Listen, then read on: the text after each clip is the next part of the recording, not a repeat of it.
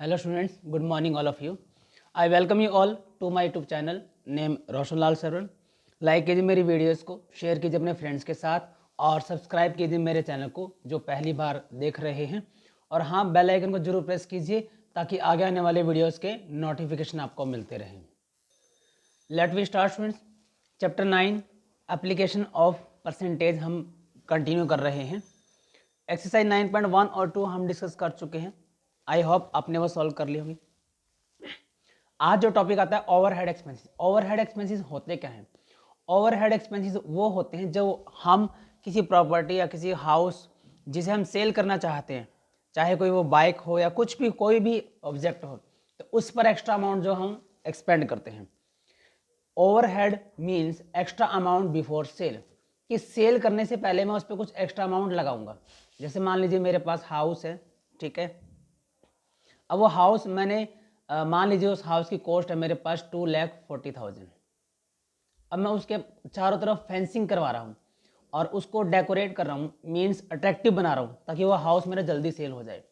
तो मैं उसके ऊपर 60,000 एक्स्ट्रा का खर्चा और कर देता हूँ फेंसिंग के लिए या फिर चारों तरफ बाउंड्री के लिए. तो टोटल मेरी जो कॉस्ट बन जाएगी वो 3 लाख बन जाएगी. जो मैं बेचना चाहता हूँ जिस प्राइस में वो बनेगी मेरी कॉस्ट थी 2,40,000, 2,40,000. 60,000 मैंने एक्स्ट्रा अमाउंट लगा दी और अब जो मेरे 3 लाख बन गए तो 3 लाख में मैं इसको सेल करना चाहूँगा. तो जो ये 60,000 लगाए हैं ना, ये एक्स्ट्रा अमाउंट है. ये एक्स्ट्रा अमाउंट है तो ये हमारी क्या कहलाएगी? ओवरहेड. क्या कहलाएगी? ओवरहेड. सो रियल कॉस्ट का फॉर्मूला हमारा क्या बन जाएगा? Cost price plus overhead. कि आपने कॉस्ट प्राइस में वो वैल्यू ऐड की जो वैल्यू आपने एक्स्ट्रा लगाई है.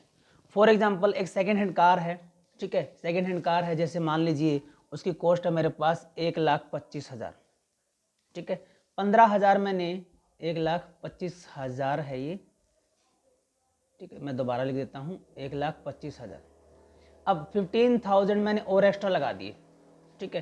तो मेरे पास टोटल कितना आ जाएगा? 5, 5, 10, 2, 1, 3, 4, 1,40,000 आ जाएगा, ठीक है. तो ये मेरी रियल कॉस्ट आ गई. रियल कॉस्ट आने के बाद अब मैंने इसको बेच दिया, मान लीजिए और एक्स्ट्रा अमाउंट में बेच दिया. मान लीजिए मैंने बेच दिया 1,60,000 में. तो यहाँ से आप पता लगा सकते हो कि प्रॉफिट होगा कि लॉस होगा.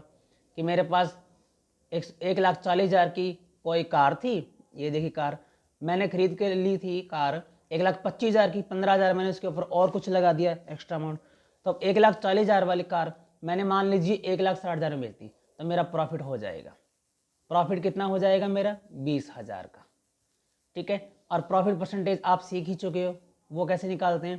Profit upon CP multiply 100.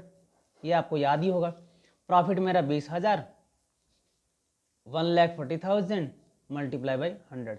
जब आप इसे काटोगे, काट के हम क्या निकाल लेंगे? Profit percentage. आई होप यहाँ तक ये टॉपिक आपको अच्छे से समझ में आया होगा. चलिए आइए एक और एग्जांपल देख लेते हैं. एक और एग्जांपल में मान लीजिए मेरे पास मैंने एक ज़मीन खरीदी, लैंड. वो खरीदी मैंने 22 लाख की, ठीक है. अब 22 लाख की आप उसे परचेज कर रहे हो. आपने क्या किया? बाउंड्री पे उसके एक्सपेंडिचर लगाया, ठीक है. बाउंड्री पे मान लीजिए आपने 50,000 लगा दिया, सपोज फॉर एग्जाम्पल, ठीक है. उसके बाद आपने जो है ऐड करवाई उस लैंड की. एडवर्टीजमेंट इसे बोलते हैं बेटे, विज्ञापन देना टीवी में या किसी डीलर को या अलग अलग जगहों पे. मान लीजिए आपने 5,000 लगाया, ठीक है. और टोटल आपके कितने हो गए? टोटल मेरे पास ओवरहेड तो हो गए 55,000, 55,000, ठीक है. और इतने की मैंने वो परचेज की थी लैंड. तो टोटल रियल कॉस्ट कितनी आ जाएगी? हम क्या करेंगे? कॉस्ट प्राइस में रियल ओवरहेड ऐड कर देंगे. ये आ जाएगा 22 लाख, ठीक है, 22 लाख और 55,000 ऐड कर देंगे. 5 ये आ जाएगा मेरे पास 22,55,000. अब मान लीजिए मैंने इसको सेल कर दिया 27 लाख में. तो यहाँ से आप देख लीजिए, अगर आप इसको 20 लाख में सेल करोगे तो आपका क्या हो जाएगा? लॉस, ठीक है. और 27 लाख में सेल कर रहे हो तो यहाँ प्रॉफिट हो जाएगा. और 20 लाख में सेल करेंगे दूसरा केस तो इसमें लॉस हो जाएगा. और लॉस परसेंटेज निकालने का फॉर्मूला हम पहले सीख चुके हैं, लॉस अपॉन CP मल्टीप्लाई 100, और प्रॉफिट का मैंने आपको बता ही दिया। आई होप यहाँ तक आपको अच्छे से समझ में आ गया होगा। चलिए देखते हैं नेक्स्ट टॉपिक। अब हम डिस्काउंट के बारे में पढ़ेंगे। सो डिस्काउंट कहाँ मिलती है, कैसे मिलती है, उससे रिलेटेड सारी टर्म्स पढ़ेंगे। सबसे पहले CP हमारा कॉस्ट प्राइस होता है। MP market price, market price यानी जो प्रिंट रेट होता है उसके ऊपर, किसी भी ऑब्जेक्ट के ऊपर। Discount reduction in market price कि उसके ऊपर जो प्रिंट रेट था, मान लीजिए वो था मेरा 100 रुपीज़ किसी भी ऑब्जेक्ट का, परफ्यूम का, किसी भी चीज़ का, और मैं लेके आया, उससे परचेज किया मैंने 80 रुपीज़ में, तो 20 रुपीज़ जो मेरा हो गया वो क्या हो गया, discount. SP price after given discount, जो मैं दे के आया हूँ, ठीक है। और या फिर ये SP तो हुआ उसके लिए जिसने उसे सेल किया। मैं अगर कोई चीज़ सेल कर रहा हूँ डिस्काउंट देने के बाद, वो मेरे लिए सेलिंग प्राइस हो जाएगा। जैसे यहाँ से मैं 100 रुपीज़ का खरीद के लाया था और फिर मैंने उसे 20 रुपीज़ के डिस्काउंट पे परचेज किया था, तो ये मेरे लिए तो ये CP है, बट सेलर के लिए ये SP है, ठीक है। तो SP क्या हो गया, price after given discount. Discount देने के बाद जो प्राइस बचता है वो सेलिंग प्राइस होता है। डिस्काउंट कैसे फाइंड करेंगे, market price minus selling price. Rate of discount और डिस्काउंट परसेंटेज निकालना हो, सेम प्रॉफिट और लॉस की तरह, discount upon market price multiply 100।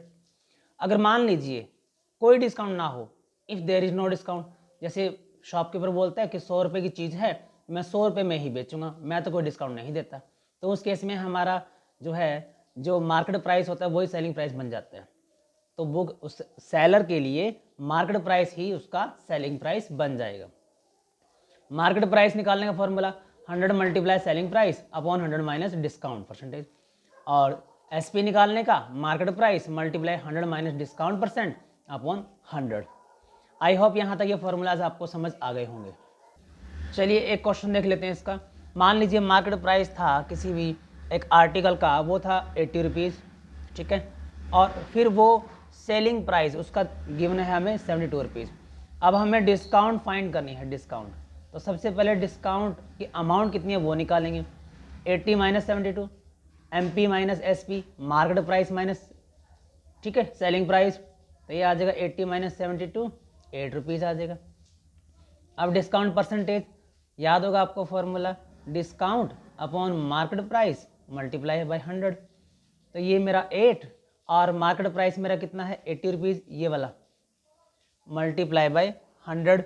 अब 10 से 10 काट दीजिए, 8 से 8 कैंसिल हो जाएगा, 8 10 जा 80, तो ये मेरा 8 से 8 काटने के बाद 1 आ जाएगा, 1 मल्टीप्लाई 10, 10% मेरा जो है डिस्काउंट परसेंटेज आ जाएगा। आई होप यहाँ तक आपको अच्छे से समझ में आ गया होगा। चलिए देखते हैं एक और एग्जाम्पल।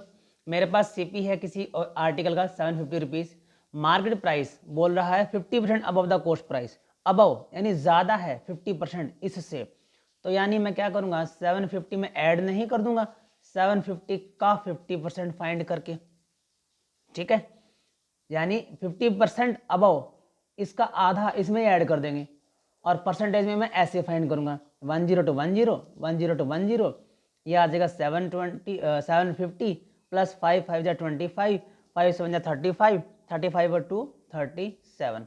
आप जब इन्हें ऐड करोगे 0 प्लस 5 5, 5 प्लस 7 12, ठीक है, और ये कितना 7 प्लस 3 10, 1 11, ये आ जाएगा 1125, 1125 रुपीज़। अब डिस्काउंट 20% बोल रहा है, 20% किसका, जो 20% होगा वो इसी का ही तो होगा, ठीक है। 1125 मल्टीप्लाई 20 बाय 100, 21 जा 20, 5 जा और 5 से डिवाइड कर दीजिए इसको, ये आ जाएगा 5 2 जा 10, 5 2 जा 10, 5 5 जा। अब डिस्काउंट भी मुझे पता लग गई, ठीक है, तो मेरे पास रियल कॉस्ट प्राइस भी है मेरे पास, ठीक है, मार्केट प्राइस और डिस्काउंट दोनों है, तो मैं इसमें से माइनस कर दूंगा, ये वाली क्या आ जाएगा, SP मेरे पास, SP मैं काट के नीचे लिख देता हूँ, 1125 माइनस 225, ये आ जाएगा मेरे पास 009, 900 रुपीज़ आ जाएगा।